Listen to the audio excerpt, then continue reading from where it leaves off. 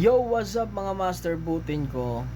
Next month, pupunta ako ng Manila. So sa mga follower ko na nagchat-chat sa akin na sana magkaroon kayo ng branch dito sa Manila. So ayan na yun ha, sa Malate, Manila, Bayview Mansion. Nasa ground floor lang yan, Club X Malate.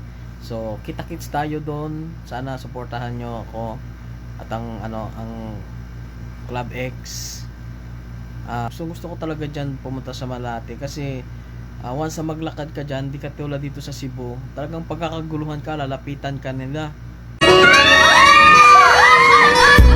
So pag nilapitan ka na, grabe, sino na malapit, grabe, ang gwapo talaga ako. Yung masasabi mo sa sarili mo kasi naglalapitan yan sila, tapos maguunahan, tapos sasabihin nila na, sir, tag 350 lang ang ladies drinks. Oh, di ba? Tapos yung sa kabila naman, lalapit din yan. So kaya gusto ko pumunta sa Malate kasi doon ko na talaga napipil, di katulad dito sa Cebu na ang gwapo ko talaga. How?